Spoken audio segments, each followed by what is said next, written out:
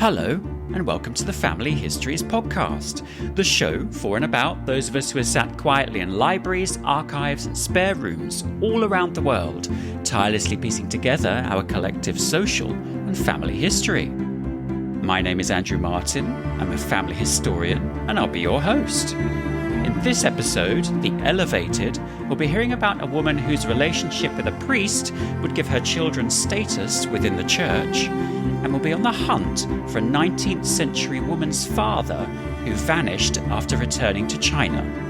So, put down that old indenture, grab a cuppa, and let's meet our guest.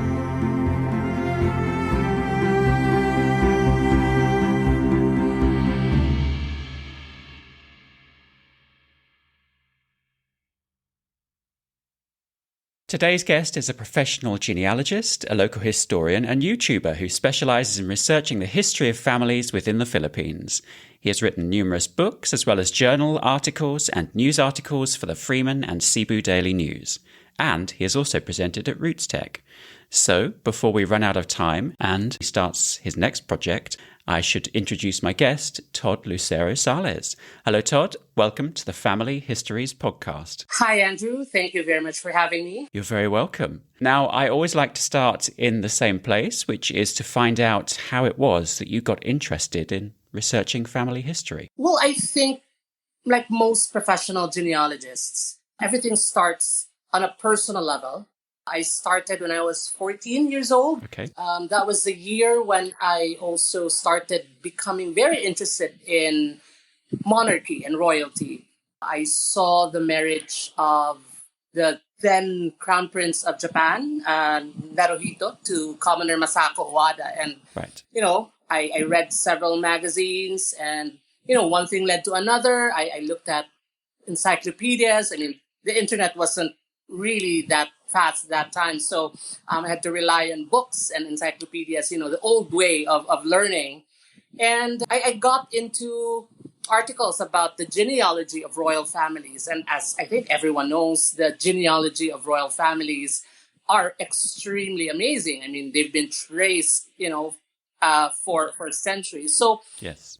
it just dawned on me that I want something like that as well. So that started my genealogical journey. I started interviewing my grandparents, uncles, aunts, everyone I could, talk to, until I discovered that the largest genealogical archives can be found through the Latter-day Saints in Utah, Salt Lake City. Right. So, I wrote to them. I went to the local family history center here because they were very gracious and guided me throughout the process and told me I could visit one of their family history centers. And that was it. I've been doing research with the Family History Library of Latter-day Saints Church since then. And, later on, it just became more logical that since I've already done most of my own history, I then branched out to becoming a professional genealogist. Did you find that when you started research that relatives were forthcoming with information, and did they have lots of, say, photographs and documents? Unfortunately, many of my older relatives, by the time I was interested in genealogy, have already long, passed away. Yeah. Okay. So I only had my grandparents. I was lucky enough to have a complete, two sets of grandparents still alive. Mm-hmm. But unfortunately as well, all my grandparents were the youngest in the family, 15 to 20 years of gap from the eldest to the youngest. So, okay. Unfortunately, they were not that knowledgeable about their own histories. Yeah. And in fact, most of the time when I presented them with information about their own ancestors, they were extremely surprised to hear the stories I told them about because they were the youngest and they were unable to talk to the older generations as well because, they were mostly gone by the time they were old enough to be interested in these things as well. Yeah. But for those I was able to interview, including my grandparents, when they knew the information, they were very happy to share it with us. Some of the information that they were not really open about, the typical illegitimate births, Yeah. the black sheep in the family. I mean, I think it's common in most families not to really be very open about these things. Sure. And of course, we've had at least 3 priestly ancestors. I'm proud of it, actually, but I think the older generations are a bit wary about telling the public about it. True. Yeah. But, for me, those things happen. I mean, it was a reality in Spanish period Philippines. So I did find at least 3 women in my family, direct ancestors, who were in love with priests and who had children with these priests. Oh, okay. It's a reality, and I'm happy about it. Yeah. Is there much interest in family history in the Philippines, or is it still very much kind of a hobby? Recently, there has been a renewed interest in genealogy, especially among those who are still in the Philippines. I get 1 to 3 new clients almost every month, but 90% of these clients are from the US and in Europe. Oh, okay. These are either Filipinos who have lived most of their lives, adult lives, outside of the Philippines and are already citizens of these countries, or they are second to third generation Filipinos or part Filipinos already who are long disconnected from the Philippines. So majority of the people I have interacted with over the years are Filipinos who are not from the Philippines anymore. Right. But recently, since 2021, when we celebrated the 500th anniversary of the arrival of Magellan in the Philippines and the introduction of Christianity to the Philippines, there has been a lot of interest in our past. Right. Our own government, the National Historical Commission, and a lot of private and public institutions in the Philippines have also, beefed up their podcasts and their talks and their video presentations about the history of the Philippines. And many local Filipinos, especially the younger generations, have become more interested in getting to know more about where they've been and where their families come from. Okay. So, recently, it's a recent phenomenon. In the past, even my own family was not very interested in knowing our past, even though they had a resident genealogist. But recently, more and more people, I'm very happy to say, have become more interested in learning about their genealogy. That's good. And when you were going to these local family history centres, were they busy, and were you amongst one of the youngest there, or? Yeah, I only interacted with the really older people. Most of the people who were in charge of these family history centers, I've only been to 2 in Davao City, which is a city in Mindanao. But I also lived for a long time in Cebu City. Okay. Because that was my birthplace and also where my mom was also born. Anyway, there were very few younger people who would go to these family history centers, and I was often there almost every day, except for the days when the person in charge of the center would go to there for the church service. But almost 6 days a week I would be there, and most of the time it would be either just myself, which I love. I think most genealogists also are sort of solitary by nature. I mean, we love to be, buried under old records and old books and inside the quiet of libraries and archives. And in the case of the Family History Center, among the microfilm Definitely. Machines. So I rarely saw younger people do family history. Well, at that time when I was doing it manually through a microfilm reader.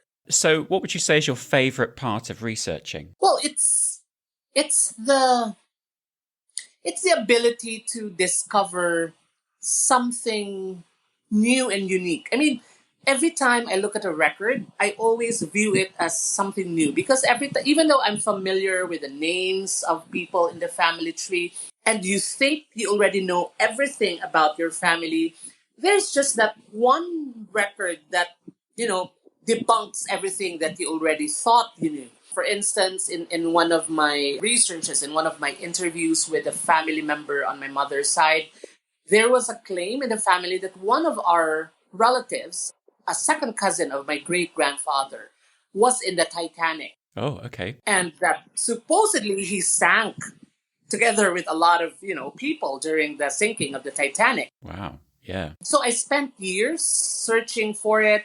I saw an old letter from him, and he said he was riding the Titanic from Europe Okay. because it left, if I'm not mistaken, the Titanic left England going to America. Yeah, and he said it. I saw the letter. He said that he just married a European woman and that they were going to go back to the U.S. because that much we knew that he migrated to the U.S. a few years before the Titanic.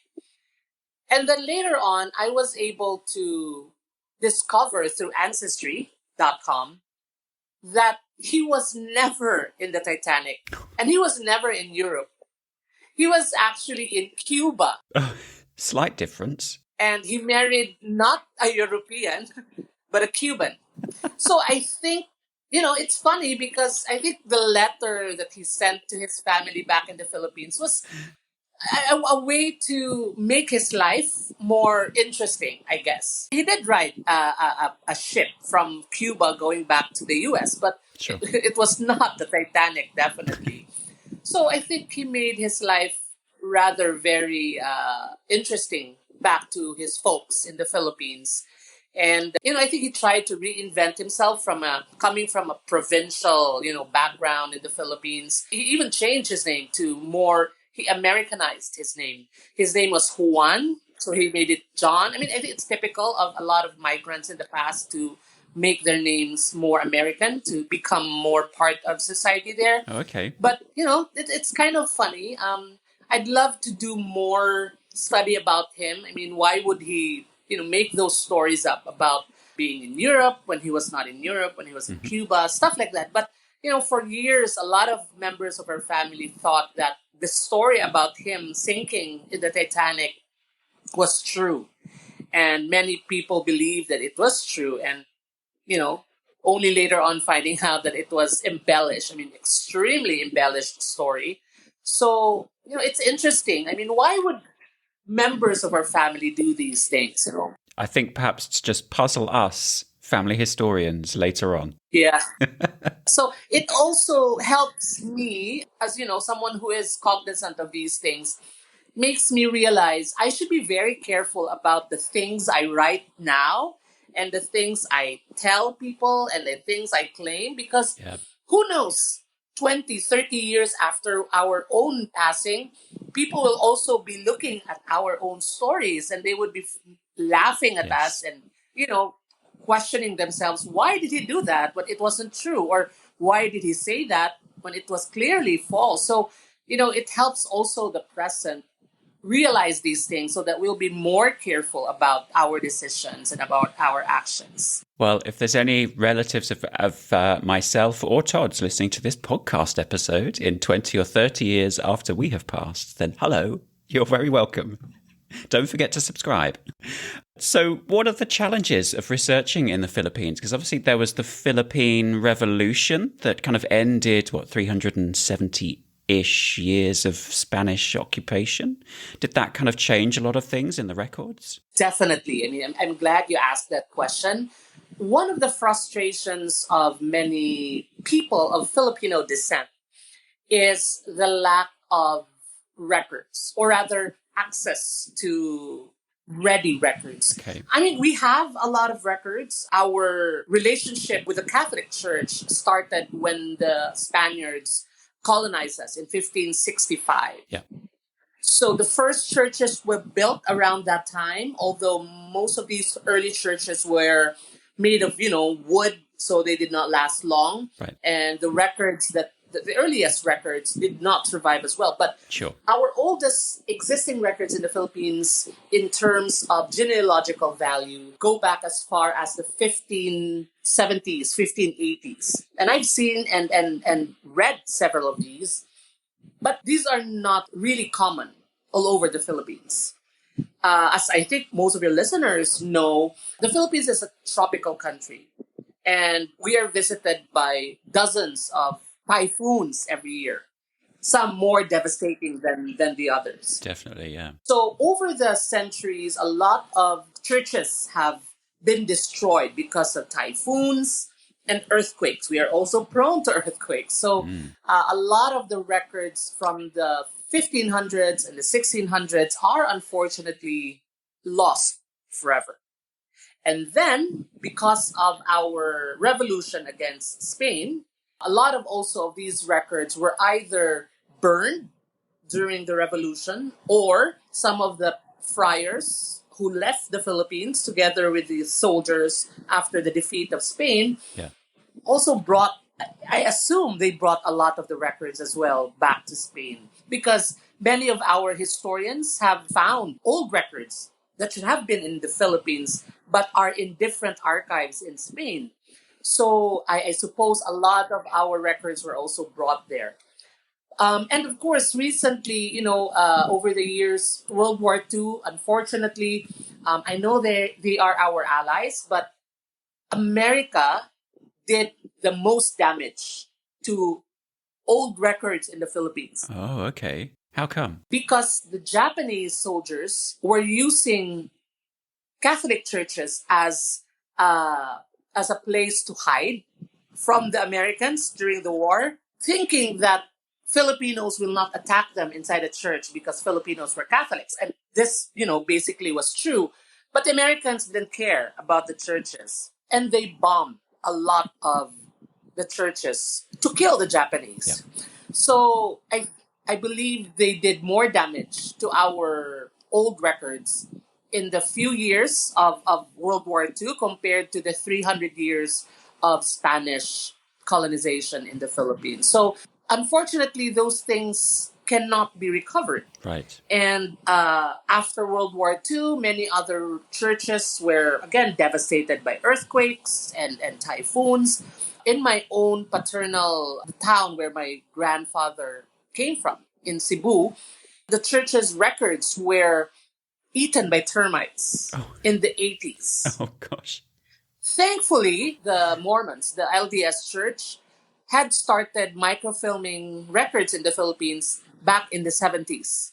So I was able to use their records to build my family tree from that particular place in Cebu, where the termites had, happily eaten all the old church records. That's good. So, you have all these things. So many people who do their family history are frustrated. And of course, these records are not available online. I bet. Except for the LDS Church. And adding more problem to Filipino genealogy, in 2012, a law was passed in the Philippines to beef up data privacy protection here. Sure. So, Yep. for some bizarre reason, our government back then and until now continues to see even old church records as protected under that law. Even information about someone who died 100, 200 years ago cannot be easily accessible to the public without prior approval of the family or the person involved. Wow. I know that Family Search Philippines has been negotiating with our government to make these records available, because after the law was implemented, all the church records, which were available for free through Family Search, were removed or restricted. If I think anyone can try it to see if that's true. You can go and try to search for Philippine records, and when you click on the image button, it will tell you that it's restricted, because, again, the government stated that even these old records, archival records, cannot be accessed by everyone without prior consent of the information's owner, which is, again, bizarre, because the people who own these information have long been dead for centuries. But, Wow. we're waiting what the government will do to rectify this issue, because a lot of people are unable to access the records. Well, this is good for people like me who do the research, because we're here physically, and although some of us do not have access to the digital records online, we can simply go to the actual church Yeah. and look at the records and do the research for our clients. So it's good for us who make a living out of doing genealogy work, but it's bad for those who want to do it themselves. It robs them of the ability to discover their family history on their own, because that's the best way to discover your family history. Yeah. Doing it yourself and not just having a professional do it for you. Yeah. You also started the Filipino genealogy channel on YouTube. What led you to do that? I was interested. When you've been doing genealogy for as long as I have been doing it, since I was 14 years old, you have all these information. I mean, information that are not necessarily useful to you on a personal level, but you feel that other people will benefit from it. For instance, because I've been doing my, surname history and looking for ways to connect with people who might share my family name.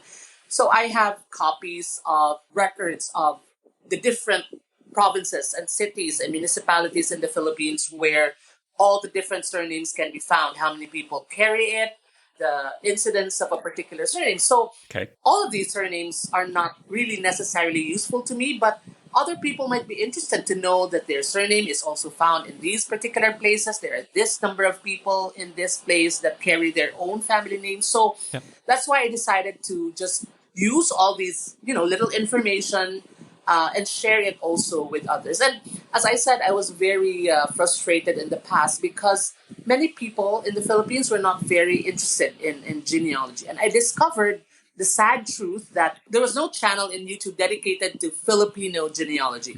There were discussions about particular families, certain families or towns and their prominent families, but never one channel that has everything that you might want to know about Filipino family history. Right. So I started doing the channel. That was after I also made my own website, the filipinogenealogy.com. Basically, if you want to know more, a longer discussion, because a long discussion on video is boring, and I can see that in the way people view my videos. I mean, the shorter the video, the more people watch it. I guess that's just, how most people's attention span is wired. Yep. So if you want to know more about that particular video, then they can go to the website and read more about it. So, it helps with the younger generation who are more visual, but the older generation are also interested to learn more information. So that's why there is also my channel.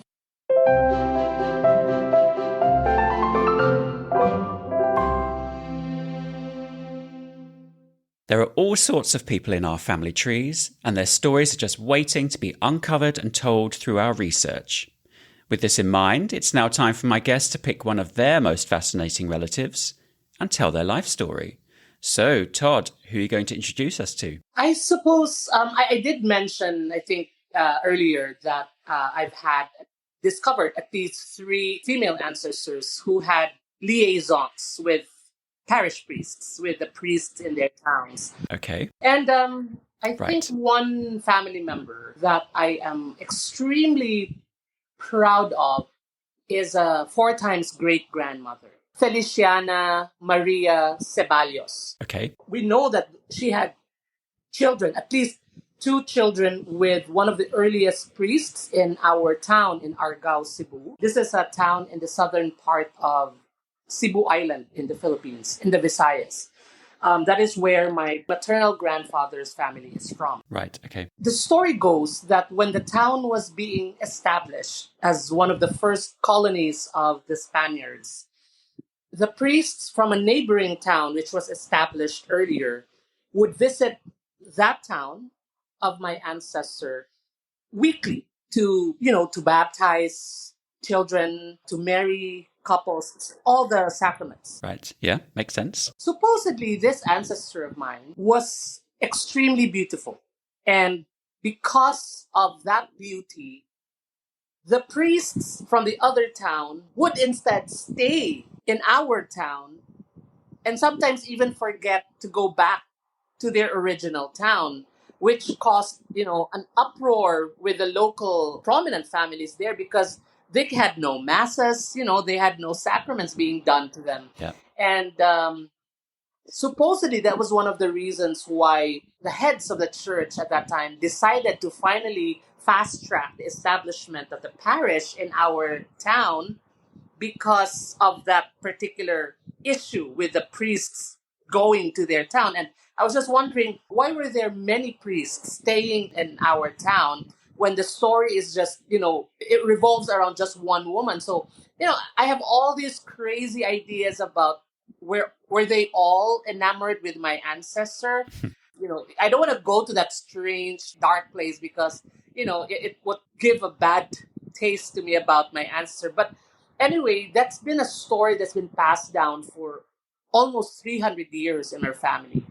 But the story does coincide with the establishment of our town. And you would know that she had her first two children outside of wedlock because they carried her family name, while her last two children carried a husband's family name. Right, okay. So it's pretty obvious that the story can be validated through whatever little archival documents are available, but mostly through the family lore that's, been passed on from generation to generation.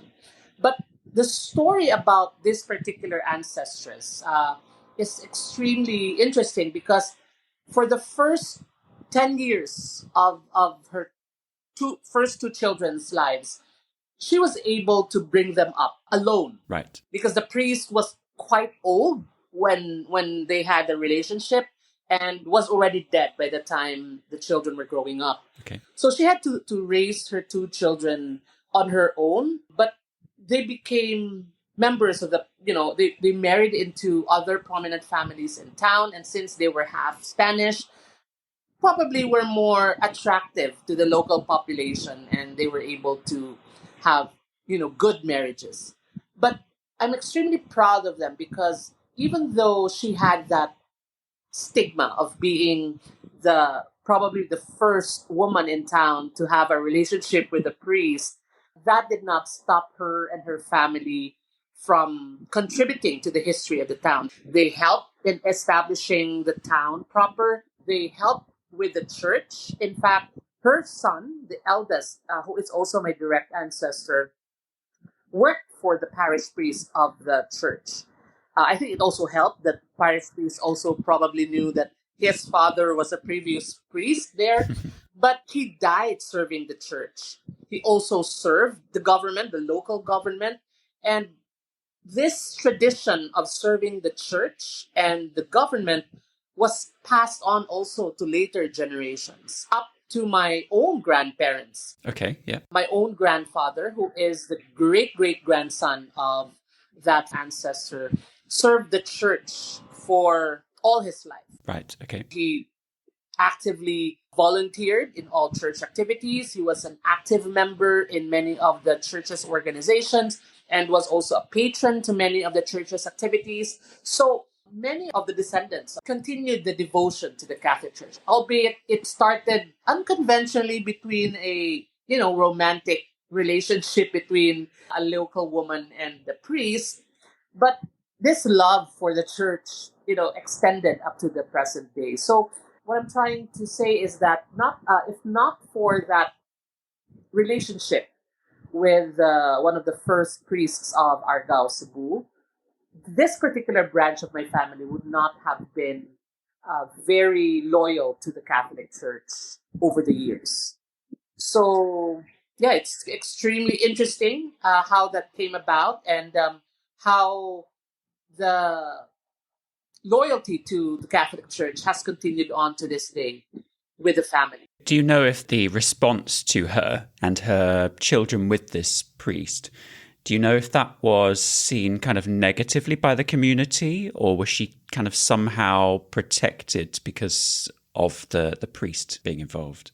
Strangely enough, I've researched a lot of priestly families in the Philippines. A lot of my clients, the branches of their family also have these priestly dalliances.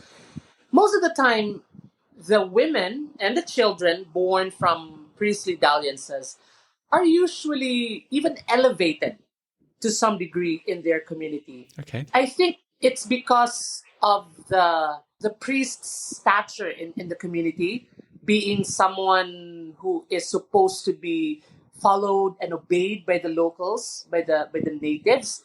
This gives those women that they sleep with and the children that they bear sort of a protection. Okay. And sometimes, again, even a leg up compared to ordinary residents because of their association with the church and with the priest. So there was no problem. And again, in many instances, many of these relationships proved to be beneficial, not just to the woman and the children, but to the families of these women. So did these women go by any other name, like a kind of honorific title that kind of went along with this protective status that might make her difficult to find in the records? Family members over the years only knew of her name as Senshang, which is a sort of nickname from her full name, Feliciana. And they just called her Lola Senshang.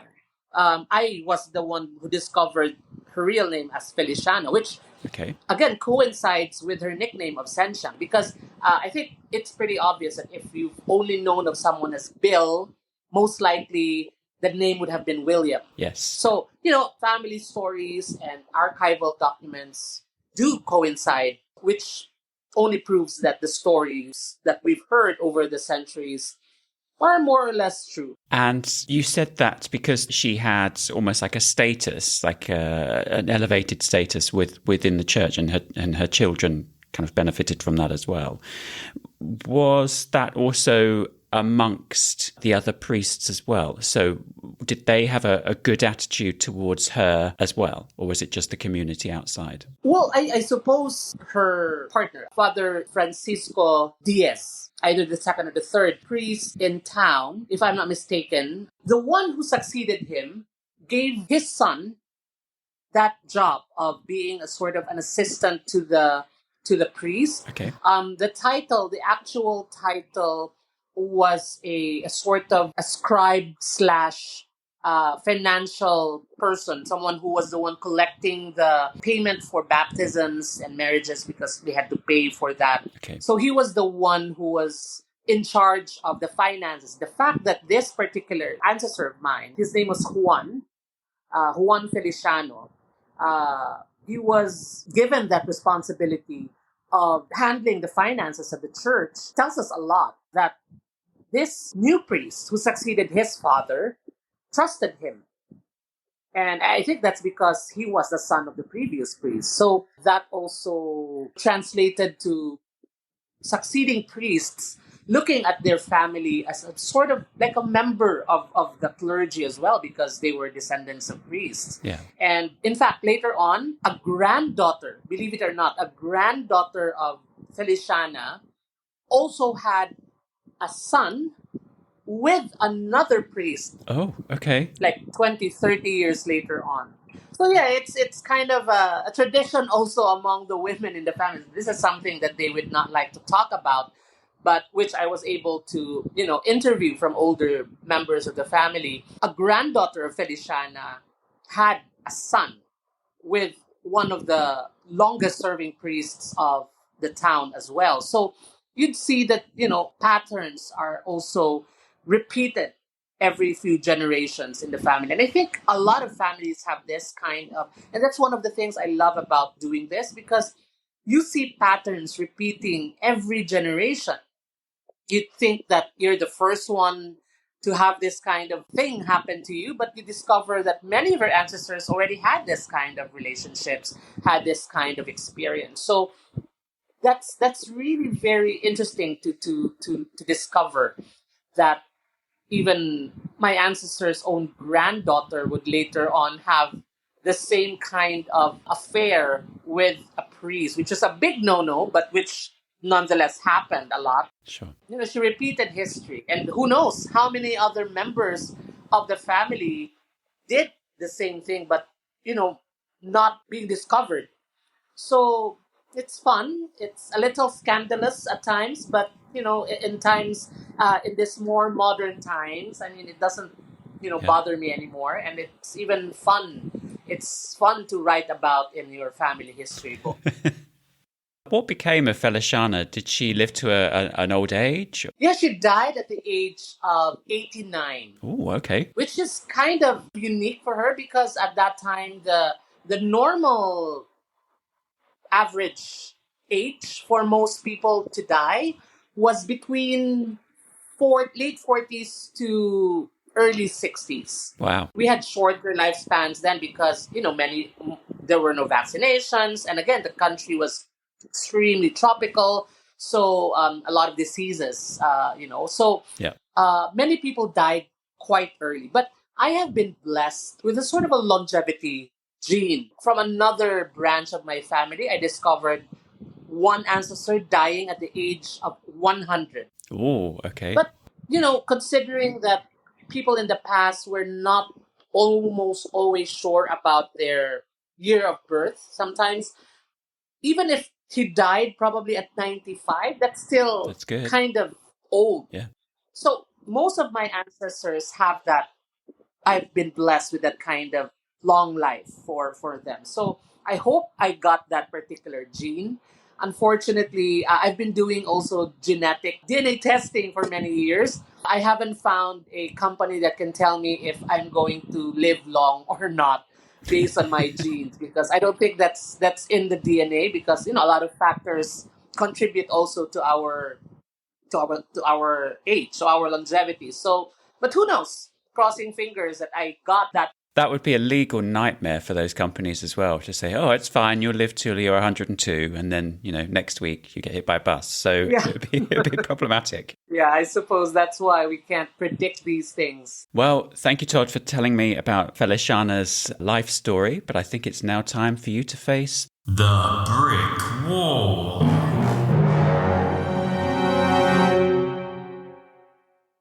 When you can't find a next clue, things can grind to a halt. It's so frustrating as those proverbial brick walls rise up to block our path that connects us to our family history. It's now time for my guests to share one of their annoying brick walls in a hope that one of our dear listeners might just be able to help with a clue. Okay, Todd, how can we help? Well, I've had quite a few lines in my family tree that do not go beyond my great-grandparents, for instance. And not for lack of trying. I've been researching, as I said, since when I was 14 years old. And one particular line that I really cannot go beyond my great-grandmother is her Chinese father. Okay. And the reason for that, the simple reason why it's difficult to trace her back to her father is because she was illegitimate. Right. Her father, according to the family story, and they don't even have his full name. We have his last name, which is Tan, Tan, one of the most common and numerous family names in among Chinese people. Yeah. And my DNA, all DNA tests I've taken have proven that I do have almost 20% of Chinese ancestry, most of which come from my maternal side. Because this particular great-grandmother, who was the illegitimate daughter of this Tan person, was the grandmother of my mother. Anyway, the story goes that her father was supposedly married way back in China, which was also common, by the way, in the Philippines. Right, okay. These Chinese men would escape poverty from China, go to the Philippines to start a business, and they became quite prominent and wealthy in the Philippines because of the businesses they established here. Unfortunately, they married local women as well. Or some would just have these children with these women, but not marry them. For whatever reason, my great-great-grandmother, Manuela, had at least 5 children with this Tan person. He supported them. Good. And in fact, this particular Chinese man built them a house and supported the children. Okay. And the children got to know their father. But he eventually went back to China, as many of these also did in the past. He went back to his first family in China and never returned to the Philippines. So that particular connection got lost. Now, I've been looking at records trying to find someone with the last name of Tan who arrived during those possible years that he came to the Philippines. Unfortunately, as I said, there are tons and tons of men who have the last name of Tan. Yeah. So that's why I recently joined this Facebook group for Chinese ancestry research. That's the name of the group. And they've been very helpful, giving me advice on how to continue. But mostly it's been really a dead end, almost of a dead end, because had it not been for my DNA test, especially with 23andMe, this is not an endorsement, but based on the results of DNA tests, 23andMe has been the most comprehensive in telling me which particular provinces in China my ancestors were from. So I've been able to sort of pinpoint where this particular Tan ancestor could have been from, because I was also able to analyze my other Chinese lineage based on history. So I have an idea that this person came from Fujian, China, which is the southern part of China. And well, that's still a very big place to search. Yep. So I'm now using genetic genealogy. I'm using DNA to help me trace this particular line further, because records do not exist to tell me who he was. Or I haven't found probably the right record yet. But for whatever reason, it's been a dead end in terms of written records.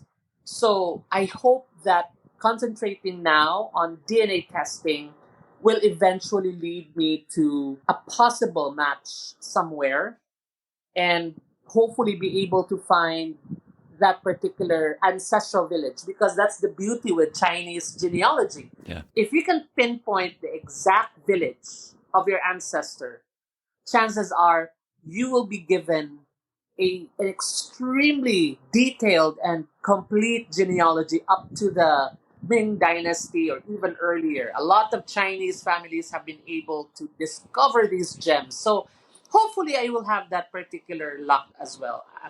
I'm not saying that I'm hopeful, but I still try very hard to discover things. Well, if you do get given one of those Chinese ancestry, then you can have another episode on this podcast, because I would love to hear all about it. Oh, yes, definitely. What's the uptake of kind of DNA testing in China, do you think? I've read several articles in the past that a lot of people in China have been taking DNA tests, but it's local DNA testing. So I believe that their results are contained within mainland China. Yeah. Number one, there was a high interest, a very strong interest in DNA testing when the family tree of Confucius, which is considered and recorded by the Guinness Book of World Records as the longest proven family tree in the world, spanning thousands and thousands of generations. And many Chinese people became interested in that, hoping to find a genetic connection to the family tree of Confucius. So that's one. Second was when the scientists were able to sort of isolate the genes of Genghis Khan. Oh, okay. And there was also DNA testing for possible descendants of Genghis Khan.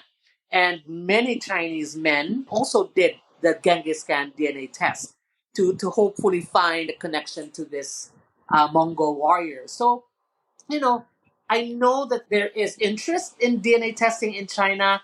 I'm just not sure if their results are available for people outside of mainland China, because although I've found a connection to people from mainland China when I did Ancestry DNA or MyHeritage or 23andMe, I'm not sure if those results are because they took it and they're outside of mainland China, or so Yeah. it's kind of difficult for now. I know there's an issue with security and privacy between the US and China. So it's difficult for us to discover these things just based on DNAs. Yeah.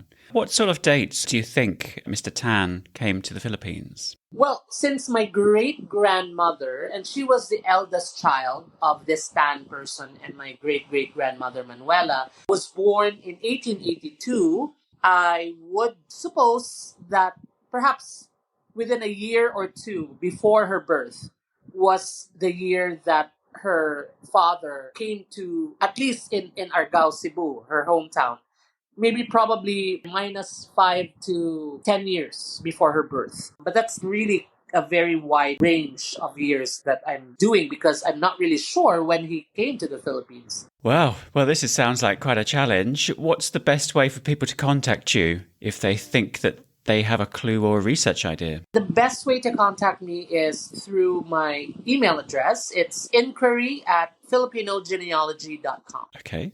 Of course, listeners can head over to familyhistoriespodcast.com where they can read this episode's show notes, and they can send us an email on hello@familyhistoriespodcast.com, and we'll pass it along to Todd. Now, as I said, I think this is going to be a really tough one, but hopefully our listeners can help you find the next clue. And in the meantime, though, I think I might just be able to help. But you're going to need to follow me through to the garage. Okay. Wow, look at this place. I know, it's impressive, right? Yes, I've never seen rubbish piled so high. Oh, rubbish? What? This is a fully functional, highly scientific, precisely calibrated time machine. Really? I'm not really seeing it. I can prove it, though. How about I give you a little return trip back in time so that you can see if you can solve that brick wall for yourself? Right there and then in history. You know, go and meet Mr. Tan. Does it really work? Oh, yes. I mean, nothing is perfect, but this machine is actually extremely reliable. If you take a seat over there, we can get started. All right, let's try it. Excellent. Honestly, you won't regret it. Right, now you need to choose the date and place you'd like to go back to. Well, I suppose I'd like to go back to July 13, 1882, the year of my great-grandmother's birth, in Argao, Cebu, the Philippines. Cebu, Philippines. There we go. Oh, that'll be nice. Will you come and get me when I'm done? Oh, no, you'll need this temporal beacon. Keep it with you at all times, and when you're ready to come home, just press the big button on the top, and you'll be straight back here. Okay, got it. Right, here we go. Todd Lucero Sales. Thank you, goodbye, and good luck. Spot on. Well, almost. Ish. Oh. Well, there's nothing wrong with Miami. The Family Histories podcast was presented and produced by me, Andrew Martin. My guest was the brilliant Todd Lucero Sales, and if you've enjoyed this episode, we'd love for you to leave us a review and share it with your friends. Thank you for listening.